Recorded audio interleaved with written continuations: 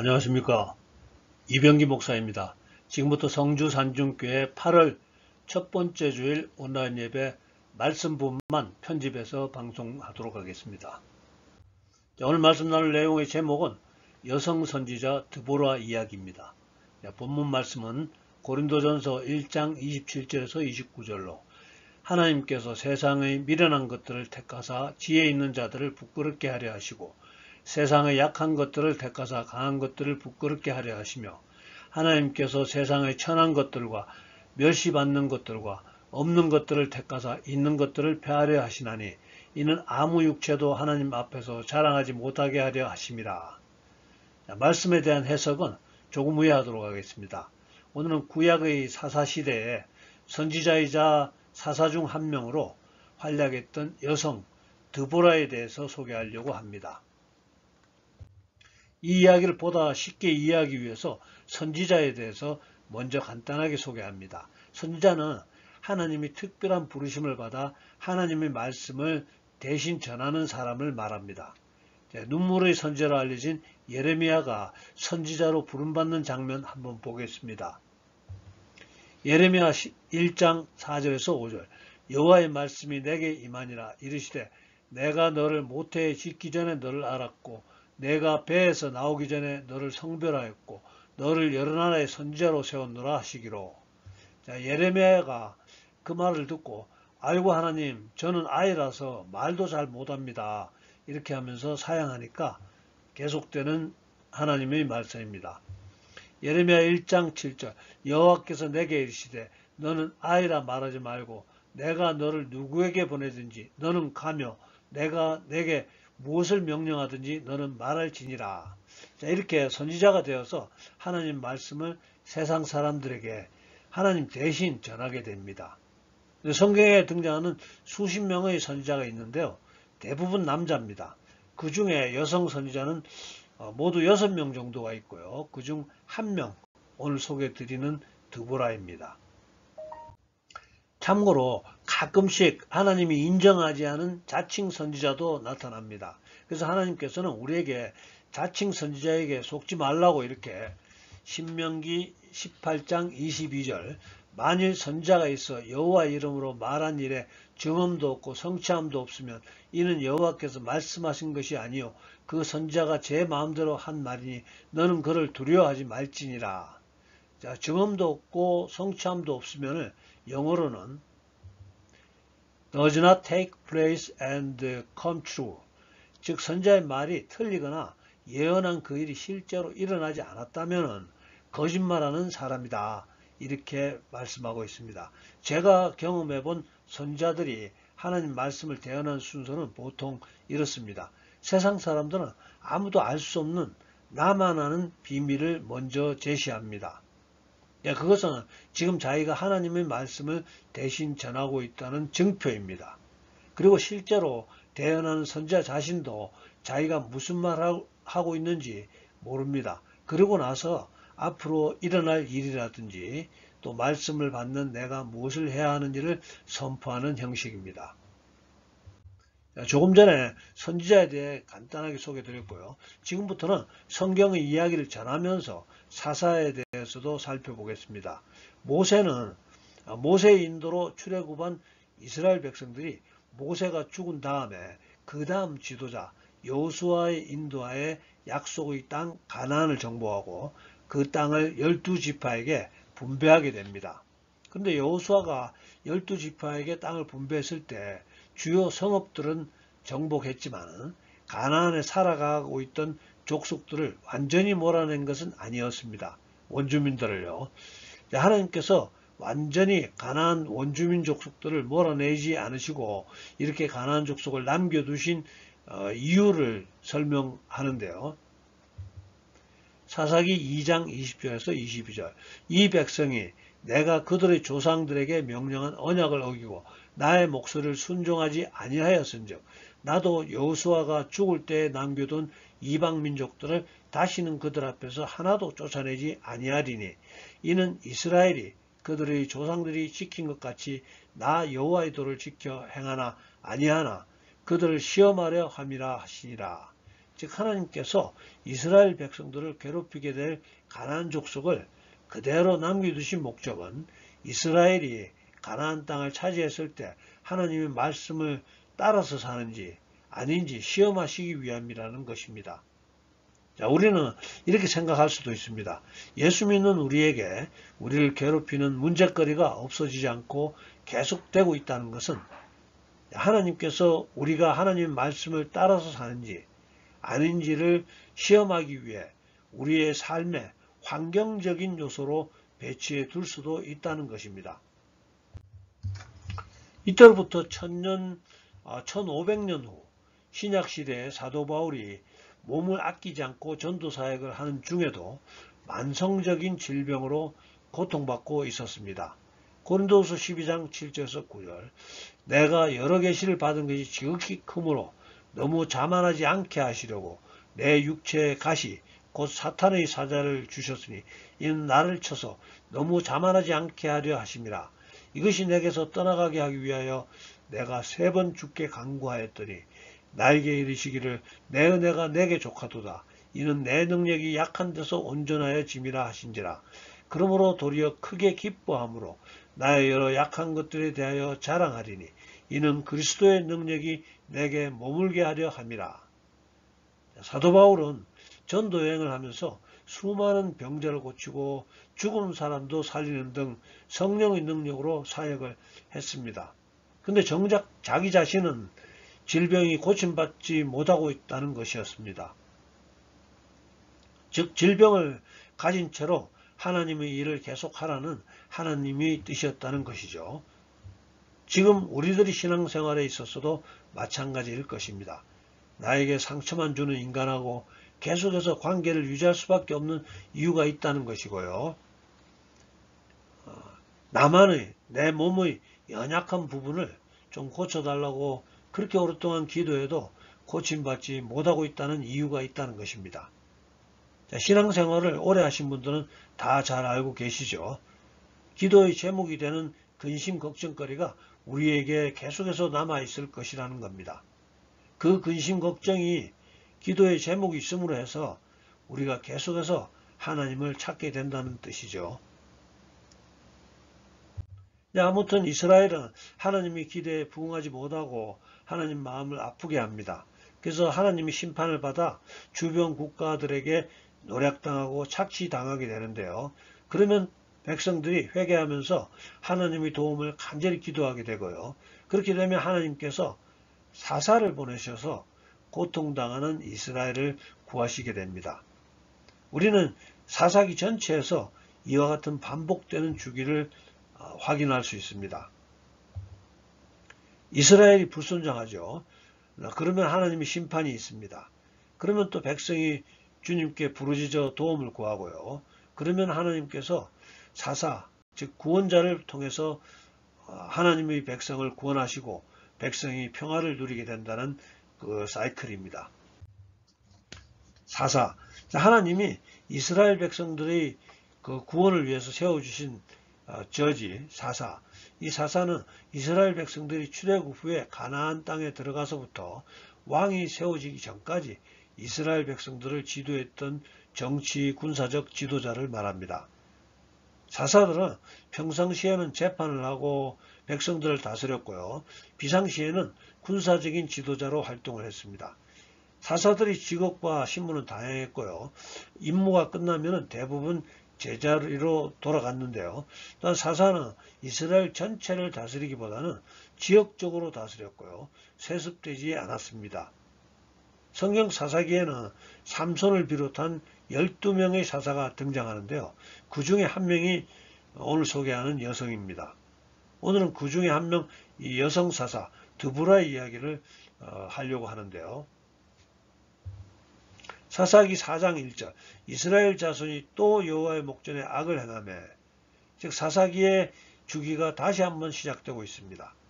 이스라엘 불순종 때문에 하나님은 이스라엘 백성을 가나안 왕 야빈의 손에 넘겨주셨는데요.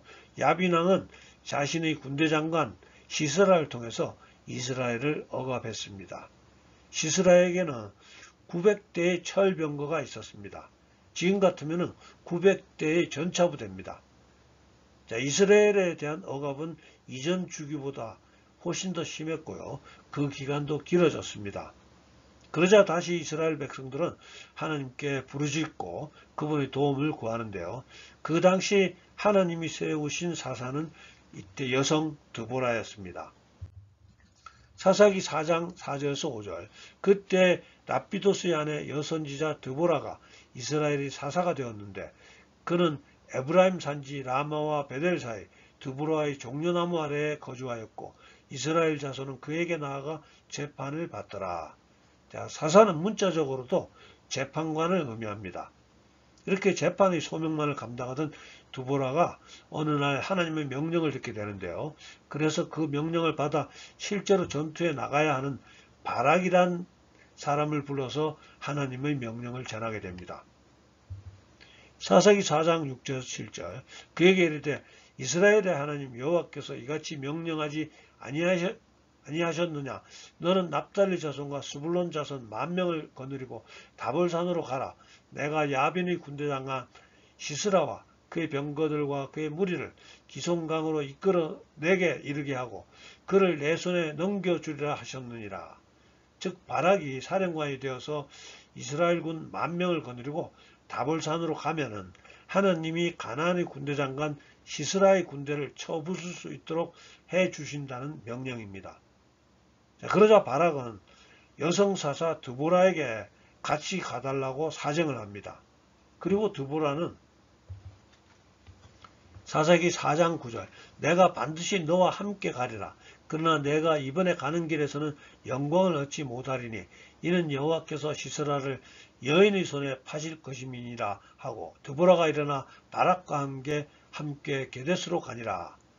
하나님의 원래 계획은 바락을 사용해서 가나안의 군대장관 시스라를 쳐 죽이시려고 하셨지만 바락이 온전히 하나님을 신뢰하지 못하고 여선지자 드보라를 의지하므로 전쟁에는 승리하겠지만 적장 시스라를 죽이는 명예는 어떤 다른 한 여인이 차지할 것이다. 이런 예언입니다. 자, 그리고 드보라가 이제 드디어 양쪽 군대가 마주하게 되는데요. 드보라가 소리칩니다. 사사기 4장 14절. 드보라가 바락에게 이르되 일어나라. 이는 여호와께서 시스라를 내 손에 넘겨주신 날이라. 여호와께서 너의 앞서 나가지 아니하시느냐 하는지라. 이에 바락이 10,000명을 거느리고 다볼산에서 내려가니. 자, 바락이 인솔하는 이스라엘 군대가 그냥 적진으로 전진을 하니까 사사기 4장 15절. 여호와께서 바락 앞에서 시스라와 그의 모든 병거와 그의 온 군대를 칼날로 혼란에 빠지게 하시며 시스라가 병거에서 내려 걸어서 도망한지라. 하나님이 친히 간섭하셔서 적군은 격파되고 적장 시스라는 병거를 빼앗기고 걸어서 혼자 도망가는 신세가 되었습니다.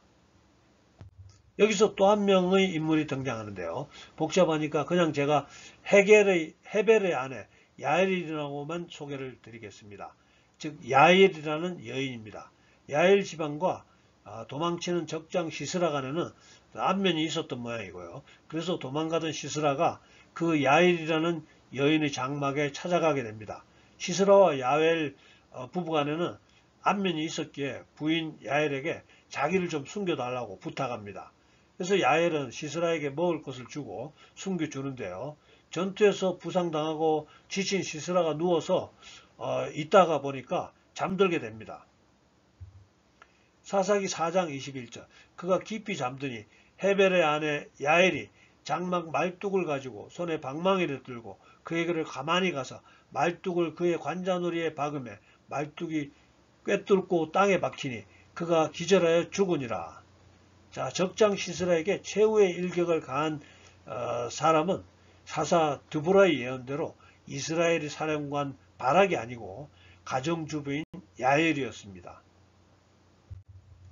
그리고 전차 900대를 지휘하는 사령관은 어떻게 죽었는지 다시 한번 보죠. 고대 이스라엘에서 장막을 세우거나 해체하는 일은 남자의 일이 아니라 여자의 일이었다고 합니다. 그러므로 말뚝과 망치는 기본적으로 여자가 사용하는 주방 도구였다는 거죠.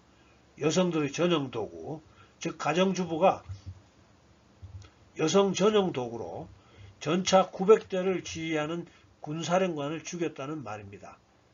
다시 말해서 가나안의 군대장관 시스라는 가부장적인 고대 근동에서 군인이 당할 수 있는 가장 치욕적인 죽음을 당했다는 말이죠. 또한 이것은 앞서 드보라가 했던 예언이 성취되었음을 뜻합니다.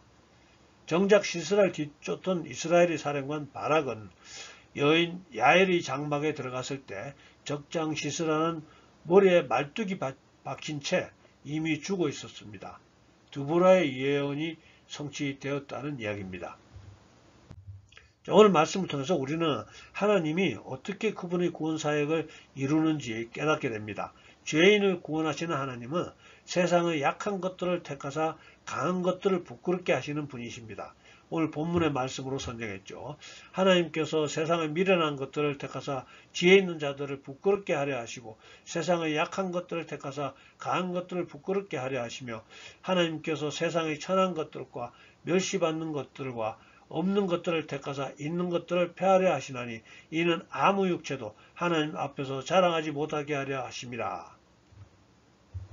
자, 드보라는 여자였지만은 하나님은 그를 사용하셨고요. 야엘은 가진 거라고는 말뚝 하나밖에 없는 평범한 가정주부였지만은 하나님이 그를 사용하셨고요. 또 이스라엘의 남성 지휘관 바락은 적장 시스라의 철병거에 맞설 무기도 없었고 또 장수의 기백도 없었고 심지어 선지자를 통해 주신 하나님의 말씀을 붙잡는 굳센 믿음도 없었지만은 그럼에도 불구하고 하나님은 그를 사용하셨습니다. 자, 성경의 하나님은 우리의 공로로 구원받게 하시는 분이 아니라 자기의 은혜로 우리가 구원받게 하시는 분이십니다. 그분은 변두리에 있는 사람들을 들어서 사용하십니다. 구원이 인간의 능력에서 나오지 않고 오직 그분에게서 나온다는 것을 보여주기 위해서죠. 하나님은 사회적으로 또 육체적으로 또 심지어 도덕적으로도 연약한 사람들을 택하시고 그들을 사용하신다는 오늘의 이야기입니다. 왜 그럴까요? 사도 바울의 말처럼 아무도 하나님 앞에서 자랑하지 못하게 하기 위함입니다. 이는 아무 육체도 하나님 앞에서 자랑하지 못하게 하려 하심이라. 자, 하나님은 우리의 약함을 통해서 그분의 능력을 드러내십니다. 내 은혜가 내게 족하도다. 이는 내 능력이 약한 데서 온전하여 짐이라 하신지라. 그러므로 도리어 크게 기뻐함으로 나의 여러 약한 것들에 대하여 자랑하리니 이는 그리스도의 능력이 내게 머물게 하려 함이라. 자, 말씀 정리합니다. 오늘 우리는 여성 선지자 그리고 여성 사사인 드보라 이야기를 들었습니다. 저는 오늘 우리들의 이 이야기에서 두 가지 특별한 교훈을 기억했으면 좋겠다고 생각합니다. 첫 번째는 하나님이 붙들고 있는 하나님의 사람들에게는 기도의 제목들이 언제나 있다는 거죠. 사도 바울처럼 육체의 질병이거나 아니면 이스라엘 백성처럼 우리 주변에 남아있던 가나안 원주민같이 골칫덩어리입니다. 원수 마귀 같은 그런 존재가 옆에 붙어있게 됩니다. 언제나 우리의 가시가 되어서 우리를 콕콕 찌르죠. 기도하지 않을 수 없습니다.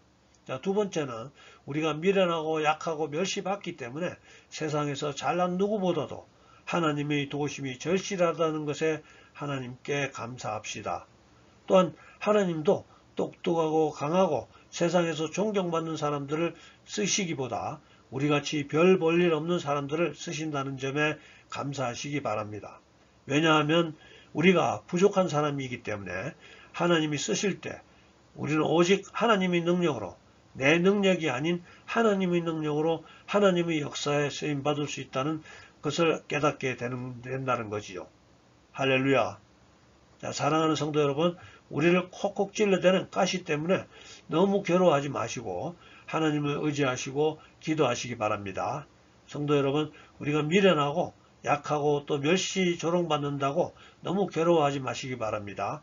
하나님의 관심은 바로 우리 같은 사람에게 있다는 것입니다. 우리가 바로 하나님께 쓰임받을 수 있는 사람임을 믿으시고 미리 준비하시기 바랍니다. 하나님의 능력이 우리를 통해서 나타날 수 있기를 예수님 이름으로 축복합니다. 기도하겠습니다. 사랑과 안에 풍성하신 아버지 하나님, 오늘도 사랑하는 주의 자녀들 택하시고 불러주시고 함께 예배 드릴 수 있게 하심을 감사드립니다.